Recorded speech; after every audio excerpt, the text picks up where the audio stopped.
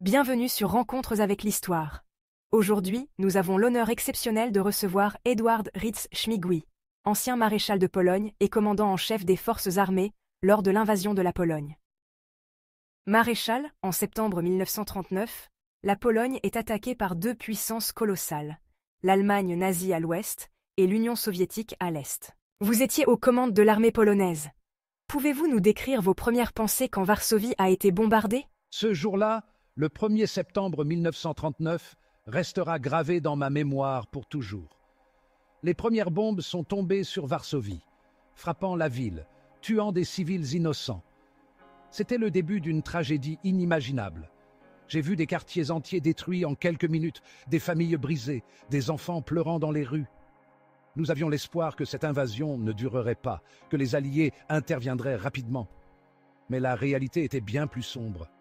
Ce fut le début d'une longue descente aux enfers pour la Pologne. L'Allemagne nazie a frappé avec une violence inouïe en utilisant sa fameuse tactique de Blitzkrieg. Quels étaient les objectifs de cette attaque et comment avez-vous réagi en tant que commandant en chef à cette guerre éclair? La stratégie allemande était de nous écraser rapidement, de briser notre volonté de résistance. La Blitzkrieg, ou guerre éclair, combinait des frappes aériennes massives comme celles que nous avons subies à Varsovie, avec des attaques rapides de chars et de divisions motorisées. L'armée polonaise n'était pas préparée à affronter cette nouvelle forme de guerre. Nos soldats, bien que courageux, étaient mal équipés face aux 1,5 million de soldats allemands qui ont envahi notre pays avec plus de 2000 chars et près de 1600 avions. En 3 semaines, nous avons perdu une grande partie de nos positions. Varsovie, notre capitale, était un enfer sur terre. Imaginez, 25 000 civils tués, 6 000 soldats morts dans la défense de la ville. Les bombardements ne cessaient jamais, et les rues étaient couvertes de décombres et de cadavres. C'était un massacre. L'Allemagne nazie semblait déterminée à effacer la Pologne de la carte. Quelles étaient, selon vous, les véritables raisons de cette invasion, au-delà du désir de territoire? L'invasion allemande faisait partie du plan global de Hitler pour établir un espace vital pour les Allemands, le fameux Lebensraum. La Pologne était sur le chemin de cet objectif, mais plus encore, elle symbolisait la résistance à cette vision expansionniste. Hitler nourrissait une haine particulière contre la Pologne, en partie parce que notre pays avait repris son indépendance après la Première Guerre mondiale, notamment au détriment de l'Allemagne et de l'Empire austro-hongrois. Mais l'invasion ne se résumait pas seulement à une conquête militaire. Elle avait une dimension idéologique. Pour les nazis, la Pologne était peuplée de sous-hommes, des Slaves qu'il fallait soumettre ou exterminer. Ce n'était pas seulement une guerre pour conquérir, mais une guerre pour éradiquer. Notre culture, notre peuple, notre histoire étaient en danger. Les Alliés, notamment la France et le Royaume-Uni, avaient promis d'intervenir si la Pologne était attaquée. Mais cette aide n'est jamais vraiment venue, laissant la Pologne isolée face à l'armée allemande. Comment avez-vous ressenti cette trahison?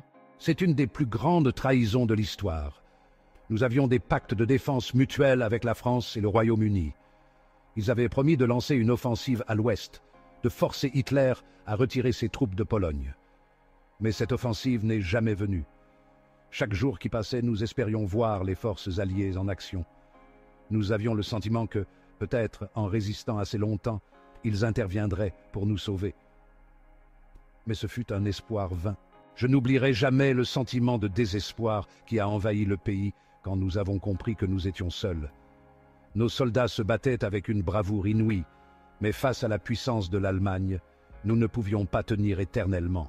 Quelques semaines après l'attaque allemande, l'Union soviétique a également envahi la Pologne, venant de l'Est. Pourquoi pensez-vous que Staline a décidé d'envahir la Pologne à ce moment précis? L'invasion soviétique du 17 septembre 1939 a été un coup brutal. Staline avait conclu un pacte avec Hitler, le fameux pacte Molotov-Ribbentrop, qui incluait une clause secrète prévoyant la division de la Pologne entre les deux puissances. Ce pacte était, en quelque sorte, une trahison. Staline ne voulait pas seulement étendre son influence à l'Ouest, il voyait aussi une opportunité de régler de vieux comptes avec la Pologne. Depuis la guerre russo-polonaise de 1920, la Pologne était perçue par Staline comme un obstacle à son influence en Europe de l'Est. De plus, il redoutait l'idée d'une Pologne forte et indépendante à ses frontières. L'invasion soviétique avait donc 2 objectifs. affaiblir l'Allemagne en l'empêchant de contrôler toute la Pologne et étendre l'influence soviétique en Europe centrale et orientale. Ce double jeu s'inscrivait dans sa stratégie impérialiste. Ce fut une deuxième vague d'horreur pour notre peuple. L'armée soviétique est arrivée avec près de 600 000 soldats, envahissant l'est de la Pologne. Ils ont profité de notre faiblesse pour occuper nos terres et arrêter des milliers de nos officiers et intellectuels. Cela a ouvert la voie à une autre tragédie, le massacre de Katyn. Parlons de Katyn. Le massacre de milliers d'officiers polonais par les soviétiques est une des plus grandes tragédies de cette guerre. Comment avez-vous vécu cette perte et que représente Katyn pour la Pologne aujourd'hui? Katyn est une cicatrice béante dans l'âme de la Pologne. Environ 22 000 officiers polonais, capturés par l'armée rouge, ont été exécutés froidement dans les forêts de Katyn, d'autres à Kharkiv et Tver. Ce massacre n'avait qu'un seul but, détruire l'intelligentsia polonaise, briser la colonne vertébrale de notre nation. Ces officiers n'étaient pas seulement des soldats, ils étaient aussi des médecins, des ingénieurs, des avocats, des hommes qui auraient pu reconstruire la Pologne après la guerre. Imaginez un pays privé de ses meilleurs esprits, de ses leaders. Nous avons perdu non seulement des officiers, mais aussi des pères, des frères, des fils. Chaque famille polonaise a été marquée par cette tragédie. Ce massacre a laissé une douleur qui ne s'efface pas. Et pire encore, pendant des décennies, le monde a refusé de reconnaître cette atrocité sous l'influence soviétique. Mais pour la Pologne, Katyn est un symbole de la cruauté sans limite de l'occupant. Malgré ces événements tragiques, la Pologne a continué à résister, notamment lors du siège de Varsovie. Pouvez-vous nous parler de ce que cette résistance signifiait pour vous et pour votre peuple? Varsovie n'était pas seulement une ville, c'était le cœur battant de la Pologne. Pendant le siège, Varsovie est devenue le symbole de notre volonté de survivre. Nous savions que nous ne pouvions pas vaincre les Allemands avec nos moyens militaires, mais nous avons tenu bon. Chaque jour, les bombardements tuaient des civils, détruisaient des bâtiments, mais l'esprit de la ville ne s'est jamais effondré. Ce qui me brise encore aujourd'hui, c'est de savoir que nous avons perdu 25 000 civils en quelques semaines, des familles entières disparues sous les décombres. Pourtant, Varsovie est restée debout. C'était notre manière de dire au monde que la Pologne ne mourra jamais. Même face à une défaite inévitable, nous avons refusé de nous rendre. Maréchal, après avoir traversé de tels moments de souffrance, quel est, selon vous, l'héritage de cette résistance pour la Pologne d'aujourd'hui et pour les jeunes générations? La liberté, ce n'est pas quelque chose qu'on reçoit, c'est quelque chose qu'on doit défendre, coûte que coûte, même au prix de la vie.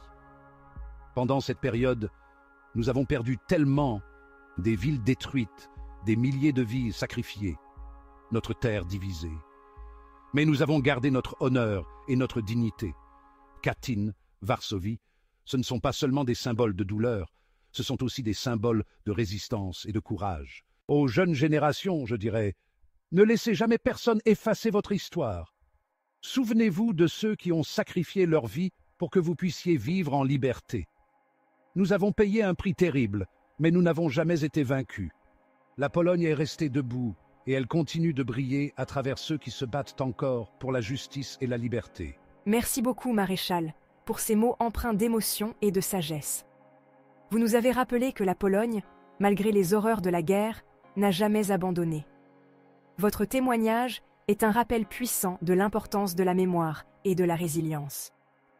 À travers vos récits de Katyn et de Varsovie, nous avons compris l'ampleur des sacrifices consentis par tant de Polonais pour défendre leur liberté. J'espère que cette interview aura touché nos spectateurs et les encouragera à mieux comprendre et se souvenir de cette période de l'histoire. Si vous avez aimé cette vidéo et que vous souhaitez en savoir plus sur d'autres figures historiques, abonnez-vous à la chaîne, laissez un commentaire et partagez cette vidéo. Nous devons garder vivante la mémoire de ceux qui ont marqué notre monde. Merci à tous et à très bientôt pour une nouvelle rencontre avec l'histoire.